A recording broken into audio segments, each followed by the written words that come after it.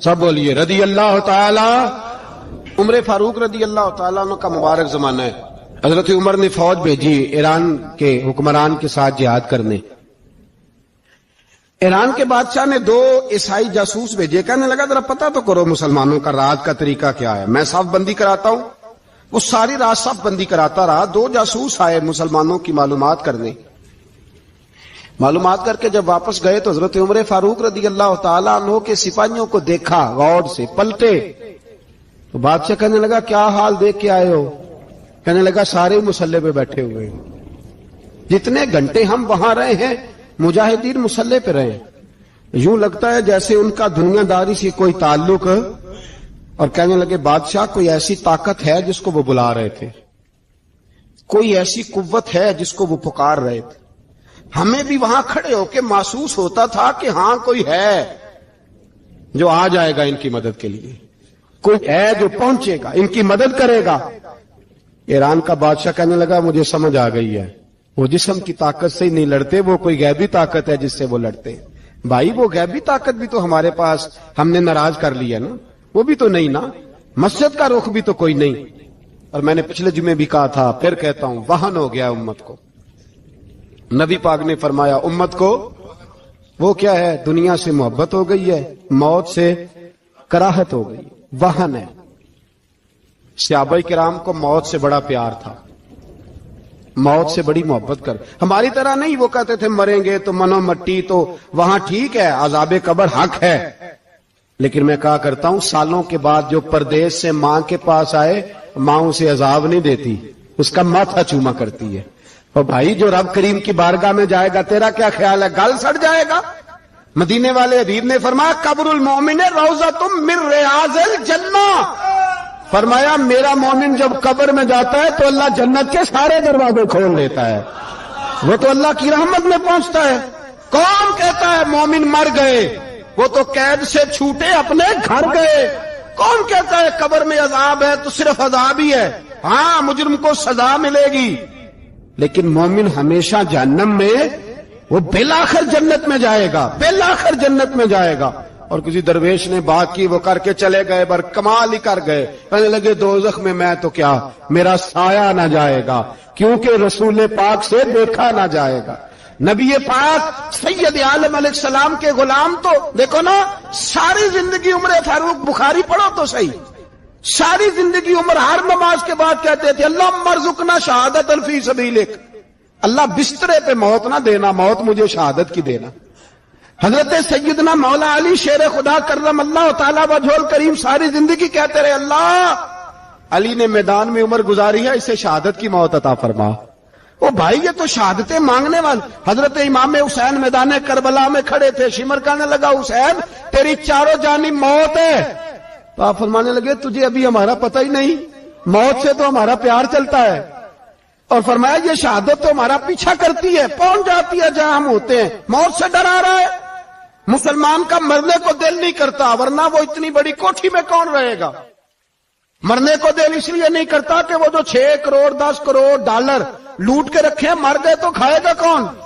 وہ فقیر فاقہ مست تھے, ان کا گھر ہی کوئی نہیں تھا, ان کے بینک بیلنس ہی کوئی نہیں تھے. وہ کہتے تھے گھر ہمارا ہے وہ جو ہمارے رب نے تیار کیا ہوا ہے, ہمارا بینک بیلنس ہے وہ جو ہمیں جنت میں جا کے ملے گا.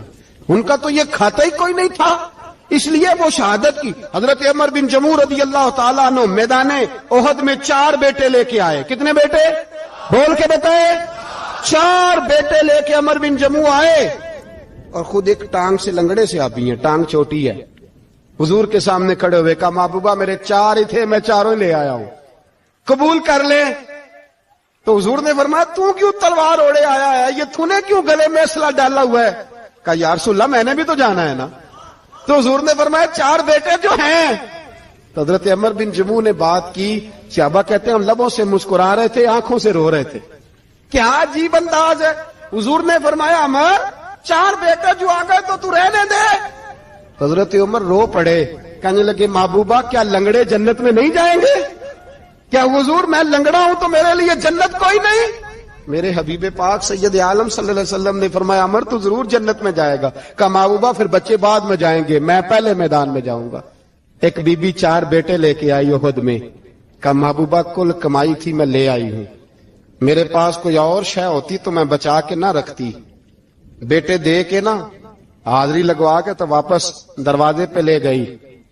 تو حضرت سیدنا عبداللہ ابن عمر فرماتے ہیں بی بی بول رہی تھی تو میرا جذبہ جہاد بڑھ رہا تھا, اپنے بیٹوں کو کہنے لگی میں تمہیں حضور کے پاس چھوڑ کے جا رہی ہوں, جب تم میدان میں گرو گے تو میں تمہیں دیکھنے آؤں گی, دیکھنا تمہاری پشت پہ کوئی زخم نظر نہ آئے, جتنے تیر کھانے ہوئے سینے پہ کھانا, اتنے تلواروں کے نیزوں کے زخم برداشت کرنے ہوئے یہاں کھانا, پشت پہ زخم نظر نہ آئے.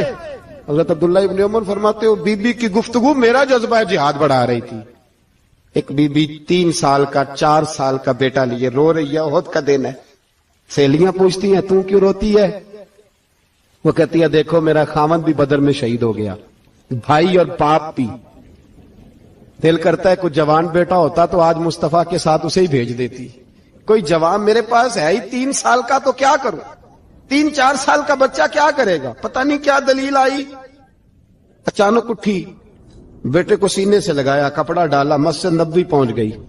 حضرت بلال کہتے ہیں مجھے ملی, کہنے لگی بلال مجھے پتہ ہے حضور تیاری کرا رہے ہیں جنگ کی, پر 2 منٹ اگر میری ملاقات ہو جائے. بلال حبشی کہنے لگے حضور ہم ایک بی بی ضد کر رہی ہے. حضور باہر آئے, کہنے لگی حضور میں فلاں کی بیٹی, فلاں کی بہن, فلاں کی بیوہ ہوں, میں نے بدر میں 3 شہید دیے ہیں, اب میرے پاس یہ 3 سال کا لال ہی بچا ہے, بڑا فخر ہے میرا, لوگ مجھے شہید کی بیوہ, شہید کی بیٹی, شہید کی بہن کرتے, دل کرتا ہے شہید کی اماں بھی کہیں جاؤں تو میرا بیٹا لے لیں. سیدنا بلال کہتے ہیں حضور مسکرائے, کہنے لگے یہ 3 سال کا نونہال کیا کرے گا؟ کہتے ہیں اماں کا عجیب جذبہ ہے. کہنے لگی محبوبہ سنا ہے اسلحہ بھی تھوڑا ہی ہے, ڈھالیں زیادہ کوئی نہیں, میرا بیٹا ساتھ رکھ لیں, جب آپ کی طرف کوئی تیر آیا نا تو میرا بیٹا ڈھال کے اس کو ڈھال بنا کے آگے کر دینا. محبوبہ ڈھال تو بان ہی سکتا ہے نا. حضرت بلال فرماتے ہیں مصطفیٰ کریم نے فرمایا جا میں نے قبول کیا, قیامت کے دن بیٹا گھر لے جا, جب تیرا نام پکارا جائے گا تو شہید کی اماں کہہ کے پکارا جائے گا, جا تو گھر لے جا. کہتے ہیں چلتے چلتے ایک غریبنی اور آ گئی, اتنی سی اٹی بان کی, اتنی سی. بلال حضور سے ملاقات ہو جائے گی. نبی پاک آ گئے, کہا محبوبہ یہ غلبہ اسلام میں میرا بھی حصہ ڈال لے. حضور نے فرمایا یہ کیا ہے؟ کہنے لگے حضور خاوند فوت ہو گیا, اولاد اللہ نے بے نیازی سے دی نہیں, سویرے چرخہ کاٹ کے رزق حلال کھاتی ہوں, میرے پاس نا یہ اتنا سا بان ہے, ایک گھوڑے کی لگام بن جائے گی. محبوبہ حصہ تو ڈال جائے گا نا دین کے لیے, میری قبولیت ہو جائے گی. میرے حبیب نے ہاتھ اٹھائے اور دعا مانگی, کہے اللہ جتنا تو میدان کے مجاہدوں کو اجر عطا فرمائے اتنا اس غریبنی کو بھی عطا فرمانا. حضرت عمر فاروق رضی اللہ تعالیٰ عنہ رات کا وقت چہرے پہ نقاب ڈال کے گلی میں گھوم رہے تھے. میں بھی گلی میں نکلتا ہوں, آپ بھی نکلتے ہیں, لیکن مقصود یہ ہے کہ ذرا پتہ کریں باہر کی ہوا کیسی ہے.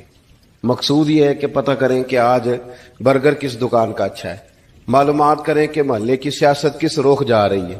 وہ بھی نکلتے تھے, لیکن مقصود یہ نہیں تھا. مقصد سمجھ گئے تھے نا, وہ اس لیے نکلتے تھے کہ پتہ کروں کوئی دکھی تو نہیں,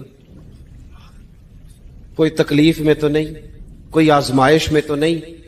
دیکھیں نا کام وہی ہے, میں بھی کرتا ہوں, آپ بھی کرتے ہیں, ساری دنیا کرتی, لیکن وہ ایکم احسن عملا, کردار کس کا ستھرا ہے, ذہن کس کا اونچا ہے, ذوق کس کا بڑا ہے. زندگی وہ بھی بتا گئے, ہم بھی گزار رہے ہیں, لیکن وہی کمزور باتیں اور وہی روایتی گفتگو اور وہی لب و لہجہ اور وہی دنیا داری کے مخصوص ہی ہماری گفتگو, فلاں کیا کر رہا ہے, کہاں پہنچ گیا.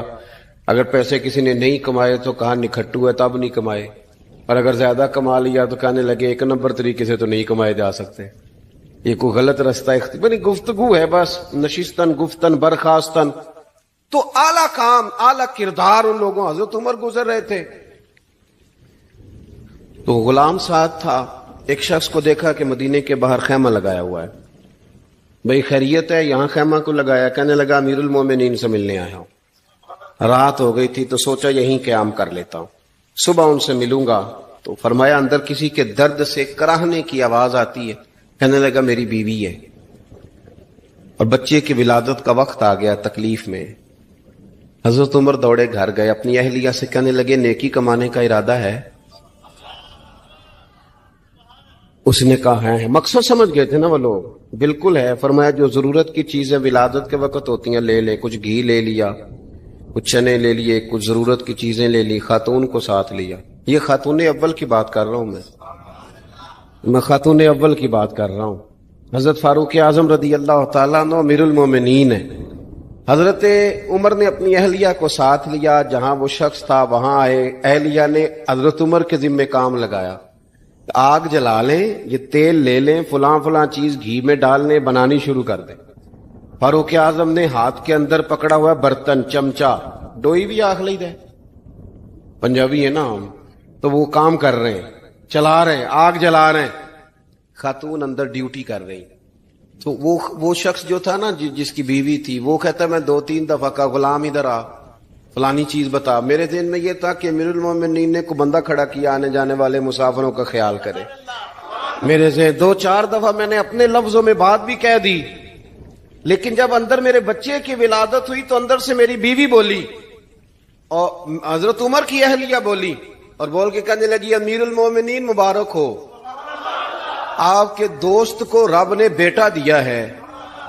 وہ شخص کہتا ہے میں باہر کھڑا تھا، وجود تڑپ گیا، آنکھیں برس پڑی، کبھی نہیں رویا تھا پر کیفیت عجیب بن گئی، کوئی تقریر نہیں سنائی، کوئی اعلیٰ شعر نہیں انہوں نے پڑھا، میں نے جوں لے کر ان کے سر سے پاؤں تک دیکھا، میں نے کہا یہ وہی شخص ہے جس کا نام لے تو کیسر و کسرا کانپ جاتے ہیں، یہ وہی شخص ہے۔ میں نے جمعے میں کہا تھا کہ روب کپڑوں کا نہیں ہوتا، روب تو دیانتداری کا ہوتا ہے۔ ہاں بڑا مال کما کے لوگوں نے بنائی ہوتی ہے کار کوٹھی، تو بندے کھڑے ہو کے کہہ دیتے ہیں 2 نمبر طریقے سے آیا ہے، اور 13ویں-14ویں گریڈ کا ملازم ہو تو اس کے سامنے بہت بڑا افسر ڈر رہا ہوتا ہے یار بندہ دیانتدار ہے، یہ رشوت نہیں لیتا، سفارش نہیں مانتا، یہ میرٹ پہ کام کرتا ہے۔ تو روب تو آپ کی دیانتداری کا ہے، آپ کی سچائی کا ہے۔ اپنی زندگی میں جو لوگ مقصد سمجھ گئے، مقاصد پا گئے، کچھ کر گئے، ہم ذرا الجھ گئے ہیں۔ پہلے اتنا شاندار مکان بناتے ہیں، پھر مرنے کو کس کا دل چاہے؟ اتنی محنت کر کے جو ہے وہ کوٹھی بنائی ہے تو اب چھوڑ کے کون جائے؟ وہ تیار بیٹھے تھے، انہیں نبی کریم نے کہا تھا کن فی الدنیا کانک غریب نو عابر السبیل، تم نے مسافروں کی طرح رہنا ہے۔ او میرے بھائی، کبھی دیکھا ہے ایئرپورٹ پہ مسافر لڑتا ہو کہ میں نے یہ جگہ خریدنی ہے؟ اسے پتہ ہے کہ ابھی فلائٹ آنی ہے، میں نے تو چلے جانا ہے۔ ریلوے اسٹیشن پہ جو جگہ ہوتی ہے وہ خریدنے کے لیے لوگ رٹا نہیں ڈالتے، انہیں پتہ ہے پہلی ٹرین سے چلے جانا ہے۔ بس سٹاپ پہ جھگڑے نہیں ہوتے کہ یہ کرسی میری ہے، جانا جو ہے مٹی دیں تے مٹی رہنا ہی، ایویں کادی بلے بلے، اج مٹی دے اتے بندے آتے کل مٹی دے تھلے۔ اتنا زیادہ مقصد نہیں نا جب سمجھتے تو بے چین ہے، بے قرار۔ بعض لوگوں نے اتنے پیسے جمع کر لیے کہ اتنے کھا نہیں سکتے، اتنی ضرورت نہیں، لیکن اس کے باوجود ہے کہ وہ دوڑ ختم ہونے کا نام ہی نہیں لے رہی۔ حضرت صدیق اکبر رضی اللہ تعالیٰ عنہ امیر المومنین ہے۔ بادشاہوں کے بڑے بات ہوتی ہے، ہمارے ملک میں ایسے بھی بادشاہ گزرے ہیں کہ جو سفر پہ جاتے تھے تو خانسامے بھی لے جاتے تھے، باورچیوں کو بھی لے کے جاتے تھے کہ کھانا میری مرضی کا ہونا چاہیے۔ حضرت ابوبکر صدیق نے پانی مانگا، امیر المومنین، تو صحابہ نے نا شہد ملا پانی پیش کیا۔ کوئی اتنی لمبی بات تو نہیں، لیکن صدیق اکبر رو ہی پڑے، اور اتنا روئے کہ ہجکیاں بن گئیں۔ لوگ کہتے ہیں پتہ نہیں تھا کس بات پہ رو رہے ہیں، پر ہم بھی رو پڑے۔ حضور آپ کیوں روتے ہیں؟ تو آپ فرمانے لگے یار مجھے آسانیوں میں مبتلا کرنے لگے ہو، مجھے ان دنیا کی لذات میں الجھانے لگے ہو۔ میں حضور کی بارگاہ میں بیٹھا تھا تو اللہ کے رسول فرما رہے تھے پیچھے ہٹ جا، پیچھے ہٹ جا، پیچھے ہٹ جا۔ میں نے پوچھا حضور آپ کس کو کہہ رہے ہیں؟ تو حضور فرمانے لگے دنیا میرے پاس آئی تھی، وہ قریب کرنا چاہتی تھی مجھے، تو میں نے اسے کہا پیچھے ہٹ جا، میرے نیڑے نہ آنا، دور ہٹ جا۔ تو ہٹ تو گئی ہے، پر جاتی دفعہ کہہ گئی ہے سونیا آپ تو بچ گئے ہیں، پر آپ کے بعد والے کیسے بچیں گے؟ تو مجھے سینے سے لگا لے، گلے سے لگا لے، مقصد اپنا سمجھے، اعمال کا حسن پیدا کرے۔ اگر انسان کا مقصود مال کمانا ہے تو اگر مال مل گیا تو اس کے بعد پھر کیا کرے گا؟ کسی نے طے کر لیا تھا کہ بہت بڑی گاڑی اور بہت بڑا بنگلہ مجھے چاہیے، تو وہ بنگلہ اسے مل گیا، گاڑی آ گئی، اب تو مقاصد کیونکہ طے نہیں ہوتے، تو جو چیز انسان چھوٹا سا مقصد طے کرتا ہے وہ اسے حاصل ہو جاتا ہے۔ میں نے ملک سے باہر جانا ہے، گھر سیٹ کرنا ہے، ساتھ والا پلاٹ لینا ہے، ہو گیا سارا کچھ، تو اب وہ پھر انسان بے چین ہو جاتا ہے، پریشان رہتا ہے، کہتا ہے سمجھ نہیں آتی مطلب مقصود کیا ہے۔ اللہ تبارک و تعالیٰ نے تو ایک تنکا بے مقصد پیدا نہیں کیا، اتنا سونا انسان کیسے بے مقصد پیدا کر دے؟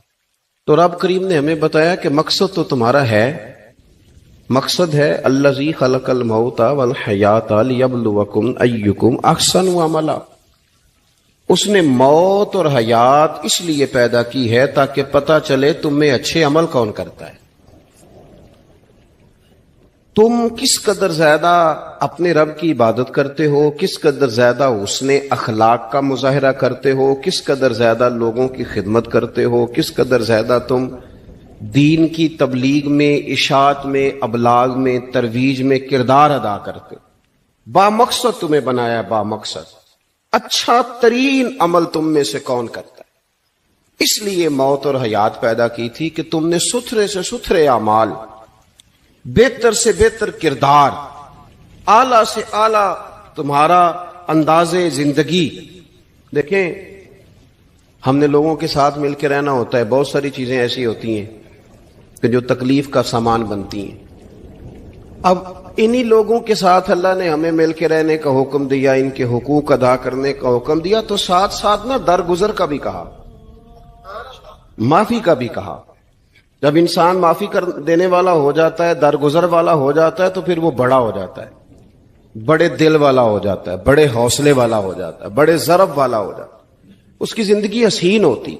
تو یہاں آئے تھے کچھ کام کرنے، وہ جو ہم نے مقصود بنائے تھے نا، مطلب اچھے کپڑے، اچھی دنیا داری، اچھی گاڑی، اچھا موبائل سیٹ، وہ چونکہ مقصود نہیں تھا تو ان چیزوں کے حصول کے باوجود بھی لوگ پریشان ہیں۔ مقصود یہ تھا کہ بہترین عمل، سونا عمل، اعلیٰ ترین عمل میرے رسول پاک صلی اللہ علیہ وسلم کے غلاموں نے نا وہ عمل کر کے دکھایا۔ اعلیٰ ترین مزاج رکھتے تھے اور اعلیٰ ترین خدمت، یعنی لوگ ان کا کردار دیکھ کے نا، کردار اور عمل دیکھ کے، ہم تو لمبی تقریریں کرتے ہیں، باتیں کرتے ہیں، بڑا کچھ بتانا پڑتا ہے، لیکن وہ بس تھوڑا سا نا لوگ ان کے پاس اٹھتے بیٹھتے تھے، آتے جاتے تھے۔ اتنی دوڑ ہے کہ آگے بڑھ کے اور لینا ہے، اور لینا ہے، عالم مزید کا رٹا، وہ سمجھ گئے، ہم نہ اڑے ہوئے۔ بہت سارے لوگ ایسے ہیں جنہیں صحیح بات کا پتہ چل گیا ہے، وہ فیصلہ کرنے میں دیر کر رہے ہیں، انہیں سمجھ آ گئی ہے کہ بہتر یہی ہے کہ میں وقت پہ مسجد آیا کروں، انہیں سمجھ آ گئی ہے بہتر یہ ہے کہ سویرے اٹھ کے نا واٹس ایپ بعد میں دیکھوں، پہلے قرآن پاک کی زیارت کر لیا کروں۔ سمجھ انہیں ہے، سمجھ ہے کہ باتیں زیادہ کرنے سے بہتر ہے درود و سلام زیادہ پڑھا جائے، پتہ انہیں ہے، وہ فیصلہ ہی نہیں کر رہے، ارادہ نہیں بنا رہے، توجہ نہیں کر رہے۔ جب بہت زیادہ بندہ دنیا داری میں الجھ جاتا ہے نا، بہت زیادہ، آسانیاں تو بندے کو جینے نہیں دیتی۔ پہلے انسان کہتا ہے کہ موٹر سائیکل ہو جائے نا تو چلو سفر آسان ہوگا، پھر موٹر سائیکل کہتا ہے ٹائر 2 ہیں، 4 ٹائروں والی ہونا، چلو مہران ہی ہو جائے خیر ہے، لیکن مہران میں بیٹھتے ہی اسے خیال آتا ہے کہ اس کی تو سیٹیں تنگ ہیں، پھر اس سے بڑی گاڑی چاہیے۔ یہ روز دوڑ ہے، بانج فقیروں کسے نہیں ماریا، اے ہوئی چور اندر دا، یہ دوڑ ہے، یہ ختم۔ حضرت ابوبکر صدیق رضی اللہ تعالیٰ عنہ امیر تھے، ہمیں تو نا جی ایک سے ایک کھانا، اور آج یہ نہیں کھانا، آج میری مرضی کا کھانا، یہ میری مرضی کا، یہ میرے بچے کی مرضی کا، یہ فلانے کی مرضی کا، وہ خواہشات کا انبار۔ اور نفس بچے کی طرح ہوتا ہے، ایک خواہش پوری کرو تو فوراً ہی دوسری بھی بتا دیتا ہے، دوسری پوری کرو تو تیسری کی بھی خبر دے دیتا ہے۔ ہم نا چونکہ الجھ جاتے ہیں، پھر وہ الجھاؤ ہمیں باہر نہیں نکلنے دیتا۔ اگر تھوڑا تھوڑا کر کے، میرا مطلب یہ ہے کہ زندہ رہنے کے لیے روٹی کھانی ہے نا، مثلا روٹی کا لطف کتنی دیر ہوتا ہے، جتنی دیر منہ میں چباتے ہیں، اس کے بعد ختم۔ تو کپڑا تو پہننا تھا بدن چھپانے کے لیے، اس میں وہ کدھر سے آ گئی ساری کہانیاں جو آج بن گئی. اور اتنے میں نے عجیب و غریب نظام دیکھا ہے کہ نوجوان ہے، اچھا بھلا سیانا آدمی، کپڑے اس نے تازے سلوائے ہیں اور 99 لوگوں نے کہا صحیح لگ رہا ہے، تو صرف ایک نے کہا نہیں ٹھیک لگ رہا. وہ پریشان ہو جاتا ہے، کہتے بھی اس کا کچھ کروں. کیوں؟ اس لیے کہ یہی سارا مقصود سمجھ لیا ہے، کپڑے پہننا، اسی میں الجھ جانا. میں اکثر دوستوں سے کہتا ہوں، میں خود کسی دوسرے کی بات نہیں کرتا، بہت زیادہ عمر نہیں میری، میں خود جایا کرتا تھا. شادی کوئی آ گئی تو 2-3 دن پہلے ابا جی کہتے تھے پرانے جوتے کچھ گنڈوا لا، کچھ پالش کرا لا، توڑے میں ڈال کے جانا موچی کے پاس، اس نے کچھ سیٹ کر دینے. اب کہاں رہ گیا جی یہ کام؟ چھٹی نہیں ہو گئی. اب کون سا ایسا سلسلہ ہے؟ وہ جو کہیں سے کپڑا تھوڑا پھٹ جاتا تھا نا، تو اماں اس کو اس طرح پیوند کراتی تھی کہ ڈیزائن بھی بن جاتا تھا اور کام بھی چل جاتا. کدھر گیا وہ دور؟ لیکن تکلیف دیکھ لیں آج پہلے سے زیادہ ہے، لڑائی پہلے سے زیادہ ہے، آزمائش پہلے سے زیادہ ہے. کیوں؟ جتنی بھی خواہشات آپ بڑھاتے جائیں گے نا، مقصد فوت ہوتا جائے گا. جتنی بھی مقصود سفر کرنا ہے، گاڑی دکھانا تو مقصود نہیں نا، لیکن ہمیں وہ والی گاڑی چاہیے کہ لوگ ایک دفعہ انگلی منہ میں ڈالیں کہ وہ خو اس گاڑی پہ بیٹھا ہوا ہے. ہم مقصد سے پیچھے ہٹیں گے جب پھر تکلیف میں آئیں گے، پھر آزمائش. زندگی میں ہم نے جو چیزیں مینج کی ہیں وہ ساری دوسروں کے لیے، ہمارے لیے کوئی شے بھی نہیں. ولیمے پہ گئے تاکہ برادری راضی ہو جائے، تعزیت کے لیے گئے تاکہ محلہ راضی ہو جائے، فلانا کام کیا تاکہ لوگ جو ہیں وہ میرے حق میں ہو جائیں. ساری زندگی دوسروں کے لیے جی کے گزار دی، اور آپ نے 99 نیکیاں کی، ایک خامی آئی تو لوگ تو وہ تھے جو پھر بگڑ گئے. بہتر نہیں بندہ رب کو ہی راضی کرے. واللہ ورسولہ احق ان یرضوہ، اللہ اور اس کے رسول کا زیادہ حق ہے کہ انہیں راضی کیا جائے، ان کا زیادہ حق. اپنی زندگی میں معاملات کو ترتیب دیں، ایک مخصوص ذہن بنائیں. اتنا سویرے قرآن شریف پڑھنا ہے، اتنا درود پاک، اور یہ راز ہو ہمارا اور ہمارے رب کا، یہ راز ہو. اتنی دیر مصلی پہ بیٹھنا ہے. میرے ایک دوست ہیں ڈاکٹر صاحب، میں بیٹھا تھا تو وہ ایک شخص کو کہہ رہے تھے تیرے دل میں کچھ باتیں ہیں، نکال دے تاکہ تیری ٹینشن ریلیز ہو جائے، تیری صحت ٹھیک ہو جائے گی. تو بندہ کہہ رہا تھا اچھا ٹھیک ہے ڈاکٹر صاحب. تو میں نے کہا کہ اگر آپ اجازت دیں تو ایک بات میں بھی کر لوں. نے کہا آپ بھی کر لیں. تو میں نے کہا ڈاکٹر صاحب کچھ دکھ بڑے ذاتی اور نجی ہوتے ہیں، بندہ کسی کے سامنے کہہ ہی نہیں سکتا، بڑے ذاتی قسم کے ہوتے ہیں. وہ آپ کسی کے سامنے جتنا مرضی کوئی قریبی ہو، وہ بندے کی اپنی اندر کی کچھ ایسی تکلیفیں ہوتی ہیں اندر کی. آزم گنڈاں دے وچ گنڈاں 10 کیڑی کھولا، بڑے مسئلے ہوتے ہیں، آپ کیسے بیان کر سکتے ہیں؟ سوال ہی نہیں پیدا ہوتا. تو کہنے لگا پیر صاحب حال تو ہوگا نا. میں نے کہا بالکل ہے. ہمیں ہمارے دین نے دعا سکھائی ہے، جو کسی سے نہیں کہہ سکتے وہ اپنے رب سے کہہ دو. اللہ کے حضور عرض کر دو، کشکول طلب دراز کر کے کہہ دو مالک یہاں پریشان ہوں. وہ بڑا کریم ہے، عطا بھی کرے گا اور پردہ پوشی بھی فرمائے گا. اپنے اللہ کے ساتھ اپنا تعلق مضبوط کریں. اپنی زندگی میں حسن اعمال کا پیدا کریں، اعمال کا، کہانیوں کا نہیں، باتوں کا نہیں، تصویروں کا نہیں، نئی سے نئی پکچر کا نہیں، اعمال کا. اور خوبصورت ترین طریقہ ہو. دیکھیں نا، مشکل سے بھی تو نماز پڑھنی ہے نا. سویرے ابا بڑے غصے میں تھے تو پھر مجھے اٹھنا ہی پڑا، تو اس طرح بھی تو پڑھنی ہے. تو اگر بندہ ذوق سے اٹھے اور ذرا سونا کر کے وضو کرے اور ذرا صحیح کر کے مصلی بچھائے اور سجدہ کرے تو ذرا ذوق سے کرے. مجھے سوز دے، مجھے ساز دے، مجھے نیم شب کا نیاز دے، دم سجدہ خود کو میں توڑ دوں، مجھے ایسا ذوق نماز دے. اس ذوق کے ساتھ آگے بڑھے. مقاصد جب بندہ سمجھ جاتا ہے نا، مقاصد، پھر اس کے لیے آسانی ہوتی ہے. میں نے عرض کیا تھا زیادہ باتیں نہیں کرنی، مقصود تو ایک پیغام دینا ہے. اب ہم نے جانے والوں کے لیے کیا کرنا ہے؟ ایک تو یہ کہ اپنا مقصد ٹھیک کرنا ہے کہ جو رخصت ہو گئے اپنے بزرگوں کو نا یاد رکھیں. اصل کام ہے ان کو بول کے بتائیے. سال کے بعد ختم، بڑی اچھی بات ہے. سسماہی، ششماہی، سیماہی سب ٹھیک ہے، ان کو یاد رکھیں. حضور نہ یاد رکھتے تھے، اپنی والدہ کا ذکر کرتے، اپنے والد کی بات کرتے، اپنے دادا کا ذکر کرتے. اپنے جانے سیدہ خدیجہ الکبریٰ رضی اللہ تعالیٰ عنہ وصال کر گئیں تو حضرت عائشہ کہتی ہیں حضور اکثر گھر میں ان کا ذکر کرتے. اپنے بزرگوں کو یاد رکھیں، ان کا ذکر کریں. ان کو نا والد کے لیے نا والد ہونا شرط ہے، پی ایچ ڈی ہونا شرط نہیں. والد کے لیے والد ہونا شرط ہے، مفتی ہونا شرط. والد ان پڑھ بھی ہو تو بچے کو سمجھانے کا سلیقہ سے اللہ اسے عطا کاری دیتا ہے. ماں بالکل ان پڑھ بھی ہو تو بچوں کو سمجھانے کا طریقہ اللہ اسے ان سے سیکھیں. میرے والدہ اور والدہ دونوں اپنا نام نہیں لکھ سکتے تھے، تو میں اپنے دوستوں سے کہتا ہوں مجھے کبھی موقع ملے تو میں کئی جلدوں میں کتاب لکھ سکتا ہوں اپنے ماں باپ. اس لیے کہ وہ جو ہمیں سکھا گئے، جو بتا گئے، وہ انہی کا خاصہ تھا. تو اپنے ایک تو جانے والوں کو یاد رکھیں، دوسرا ان کے لیے دعا کریں تو درد سے کریں، سونی کر کے کریں، صحیح کر کے کریں، اکیلے بیٹھ کے کریں. دعا کا سب سے زیادہ تعلق آپ کے دل کی آواز کے ساتھ ہوتا ہے. اور جس طرز میں حضور نے ہمیں حدیث سکھائی ہے نا، اس رنگ میں کبھی آپ حدیث کو سیکھیں، سمجھے نا.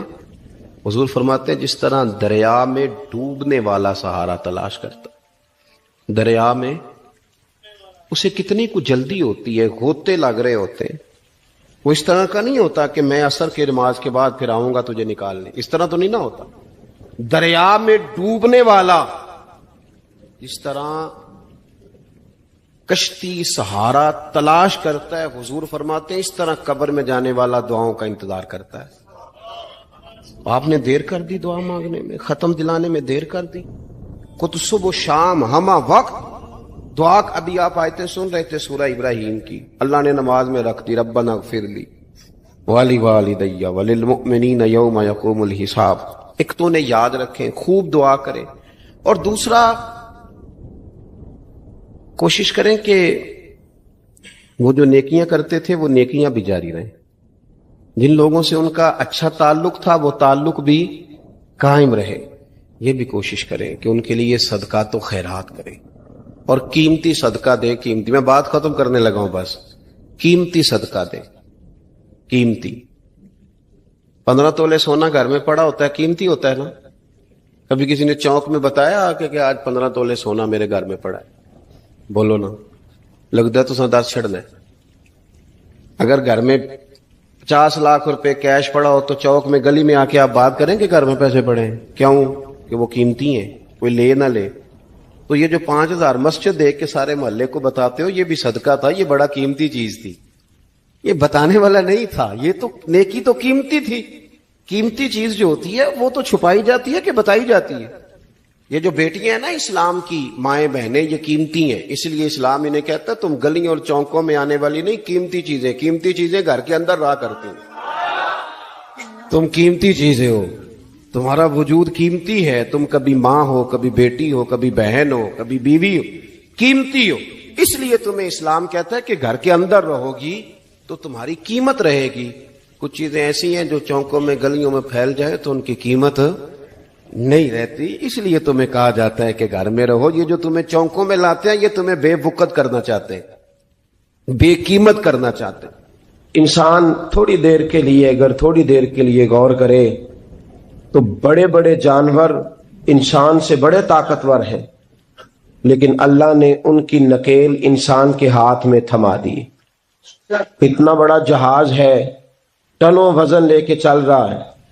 انسان کے بس کی بات نہیں کہ وہ کئی لوگ لگ کے بھی اس کو اٹھا سکیں، لیکن اللہ نے اس کے قبضہ و اختیار میں کر دیا ہے.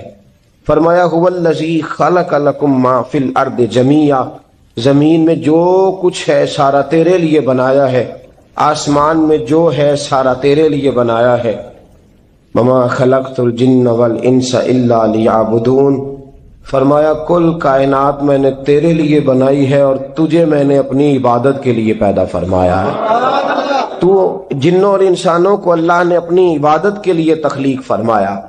مقصد زندگی، مقصد تخلیق، دنیا میں آنے کا مقصد اولین اور مقصد آخری اللہ کی عبادت، اللہ کی معرفت، اللہ کی طرف توجہ، اللہ کی طرف رجوع. یہی ایک مقصد تھا انسان کے آنے کا. اسی کو قرآن نے بیان کیا تھا. اپنے اپنے مقاصد. درود شریف پڑھنے والے بلند صلاۃ و سلام علیک یا سید یا رسول اللہ.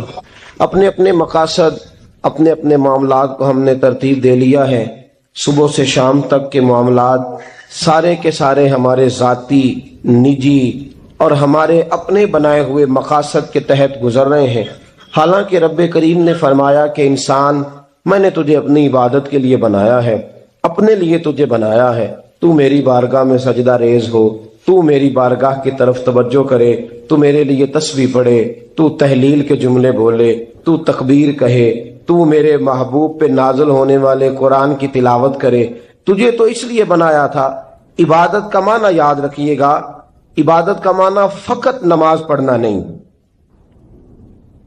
عبادت کا معنی صرف نماز پڑھنا نہیں، نماز عبادت کا ایک جز ہے، نماز عبادت کا ایک حصہ ہے۔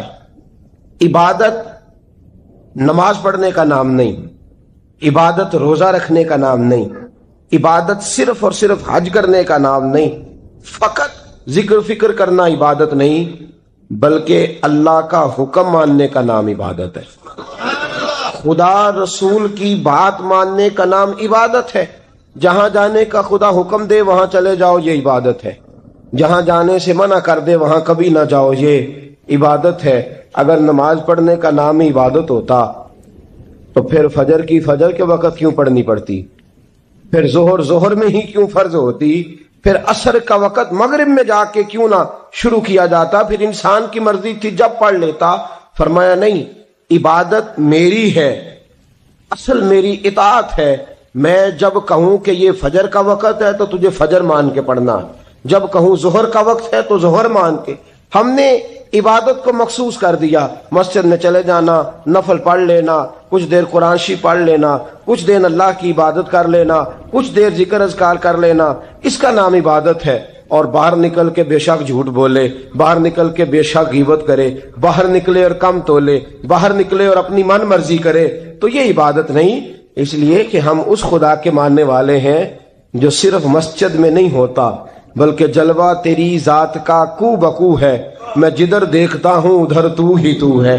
ہمارا خدا صرف مسجد میں نہیں ہے، اللہ ہر جگہ ہے۔ جے میں تینوں اندر جانا پھر مقید جانا، جے میں تینوں باہر سمجھا اندر کون سمانا، اندر بھی تویں باہر بھی تویں وچ بلا کون نمانا۔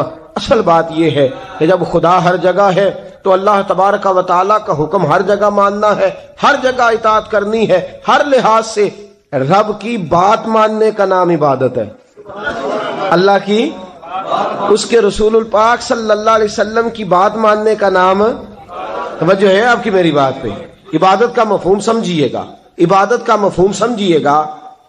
ہمارا وہ دین نہیں جو پنڈتوں جوگیوں راہبوں کا مذہب ہے کہ جنگلوں میں نکل جاؤ تسبیح لے لو، میں کھٹکتا ہوں دل عالم میں کانٹے کی طرح اور تو فقط اللہ اللہ اللہ۔ یہ مذہب نہیں۔ ہمارا دین کہتا ہے مسجد میں بیٹھ کے جو ذکر کرے گا اسے بھی ثواب ملے گا، اور جو محنت کر کے کما کے بچوں کو کھلائے گا اسے بھی ثواب ملے گا۔ ہمارا دین یہ کہتا ہے جو مسجد میں بیٹھ کے قرآن پڑھے گا اسے بھی ثواب ملے گا، اور جو گلی میں پڑا ہوا کانٹا اٹھا دے گا اسے بھی اللہ اجر عطا فرمائے گا۔ اللہ کا حکم ماننا، اللہ کا حکم ماننے کا نام عبادت۔ محمود غزنوی کے پاس ہیرا ہے، محمود غزنوی کے بڑے غلام تھے تو ایک بڑا پیارا تھا اسے، آپ جانتے ہیں اس کا نام کیا تھا؟ ایاز محمود غزنوی کو بڑا تو حسد شروع ہو جاتا ہے ہر جگہ، اللہ ماشاءاللہ۔ لوگ کہنے لگے بادشاہ ہر وقت اسی کو پیار کرتا رہتا ہے، ہر وقت اسی کی طرف توجہ کرتا رہتا ہے۔ بادشاہ نے ایک دن آزمانا چاہا، اتنا ہیرا تھا، موٹا ہیرا بادشاہ کے پاس۔ بادشاہ نے ایک وزیر صاحب کو بلایا، کہا یہ اینٹ پکڑو، ہیرے پہ مارو، اسے توڑ دو۔ کہنے لگا بادشاہ بات تیری ٹھیک ہے پر بڑا قیمتی ہیرا ہے، کیوں تڑوا رہے ہیں آپ؟ مال خزانہ میں رکھ دیں، کام آئے گا، کسی نہ کسی جگہ پہ استعمال ہو جائے گا، آپ کیوں اس کو تڑوانے کی ضد کر رہے ہیں؟ بادشاہ سلامت نے کہا اچھا تم نے ٹھیک مشورہ دیا، میں ہی جذبات میں آ گیا تھا۔ ایک دوسرے آدمی کو بلایا، اس کو کہا یہ ہیرا توڑنا ہے۔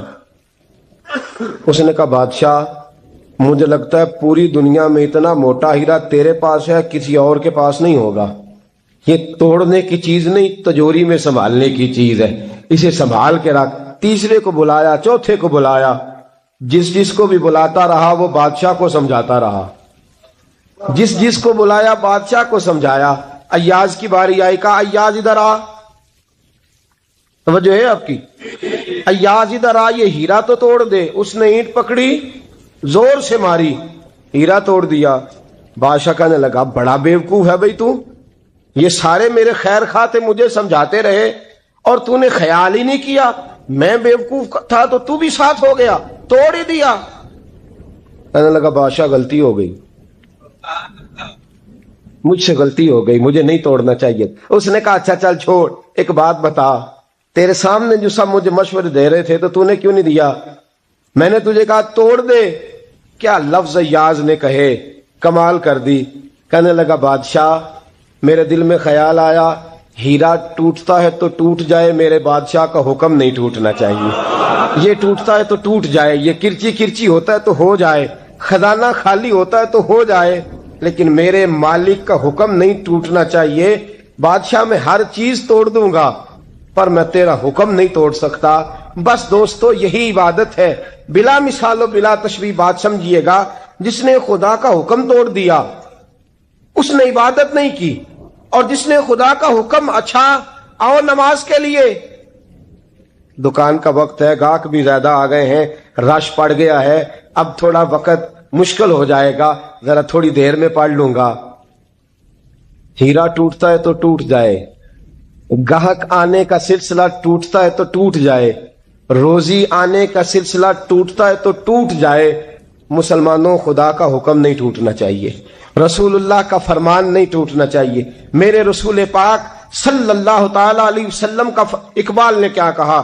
کہنے لگا اے طائر لاہوتی، اس رزق سے موت اچھی جس رزق سے آتی ہو پرواز میں کوتاہی. کہا خدا کا حکم نہ توڑ بیٹھنا. اور عبادت بھی جس کو اللہ کہہ دے وہ عبادت ہے. ایک بندہ زوال کے وقت نماز پڑھنے کھڑا ہو جائے تو ہو جائے گی، کیوں؟ نماز نہیں پڑھ رہا. اچھا میں آپ کو روایت سناتا ہوں. شیر خدا مولا کائنات حضرت علی المرتضی رضی اللہ تعالیٰ عنہ فرماتے رسول پاک صلی اللہ علیہ وسلم نے ہمیں منع فرمایا جب عید الفطر کا دن ہو یا عید الاضحیٰ کا دن ہو تو تم نے کیا کرنا ہے؟ فجر کی نماز پڑھنی ہے، اس کے بعد اشراق چاشت نہیں پڑھنی، فجر سے لے کر عید کی نماز تک درمیان میں کوئی نماز نہ پڑھنا.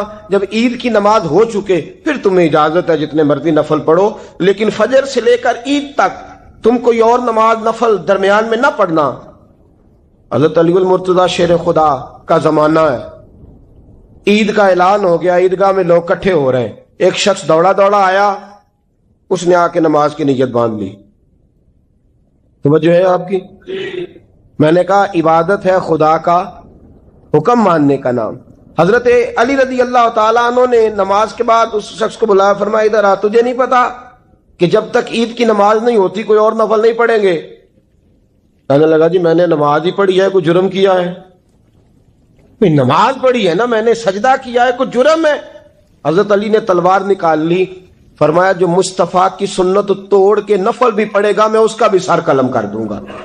جو رسول پاک کے حکم کے خلاف عبادت بھی کرے گا اس کو بھی قتل کر دیا جائے گا. توبہ کر.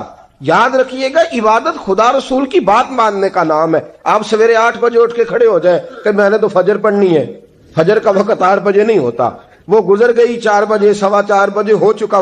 ایک شخص شام 7 بجے کھڑا ہو جائے کہے جی میں تو ظہر کی نماز 7 بجے پڑھا کروں گا، یہ کیسے ممکن ہے؟ اس کا وقت تو 2 بجے کے راؤنڈ اباؤٹ ہے، تجھے اسی وقت ادا کرنی. یاد رکھیے گا عزیز ساتھیو، عبادت اللہ کا حکم ماننے کا نام ہے، لیکن عبادت کی بہت بڑی جو ایک رکن ہے، عبادت کا بہت بڑا جو ایک جز ہے وہ نماز پڑھنا ہے، بہت بڑا جز. حضرت محمد بن ابی بکر حضرت صدیق اکبر کے صاحبزادے رضی اللہ تعالیٰ عنہ کیا فرماتے ہیں مسلمانوں بڑے نصیبوں والے ہو، بڑے نصیبوں والے ہو، تمہیں تو اللہ کی بارگاہ میں جانے کے لیے اجازت ہی نہیں لینی پڑتی، اللہ نے تمہارے لیے دروازہ ہی کھول دیا ہے. جب دل کیا، وضو کیا، نماز کی نیت باندھی، اللہ کے دروازے کھل گئے، اور بغیر کسی ترجمان کے تم نے اپنے رب سے بات کرنی شروع کر دی. عبادت ایسی نعمت ہے، اللہ کی بارگاہ میں کھڑے ہونا، سجدہ کرنا اتنی بڑی فضیلت کی بات ہے. یہ حدیث میرا خیال ہے آپ کو کبھی بھولنی نہیں چاہیے. سید عالم نور مجسم شفیع معظم صلی اللہ علیہ وسلم نے فرمایا بتاؤ اگر کوئی کسی کے گھر مہمان جائے تو میزبان اس کے ساتھ کیا سلوک کرے گا؟ تو صحابہ کہنے لگا یا رسول اللہ جتنا میزبان اچھا ہوگا اتنا ہی اچھا سلوک کرے گا، جتنا وہ اعلیٰ ہوگا اتنا ہی اعلیٰ سلوک کرے گا، جتنا وہ عرفہ ہوگا اتنی ہی اس کی بات بھی بڑی ہوگی۔ نبی پاک صلی اللہ علیہ وسلم نے فرمایا جو مسجد جاتا ہے وہ اللہ کا مہمان ہے، جو مسجد جاتا ہے وہ اللہ کا مہمان ہے۔ فرمایا میزبان کے ذمے ہے کہ مہمان کے اوپر رحمت کرے، کرم کرے۔ فرمایا جب تو مسجد جاتا ہے تو خدا بھی رحمتوں کے دروازے کھول دیتا ہے، اللہ تیرے لیے فضل کے دروازے کھول دیتا ہے۔ نبی پاک صلی اللہ تعالی علیہ وسلم نے فرمایا جب تو اپنے گھر سے مسجد جانے کے لیے ابھی نکلتا ہے، ابھی تو گیا نہیں، ابھی تو نکلا ہے، فرمایا تو نے سیدھا پیر اٹھایا ہے تو تیرا ایک درجہ بلند ہو گیا ہے، تو نے الٹا قدم اٹھایا ہے تو تیرا ایک گناہ معاف ہو گیا ہے، پھر تو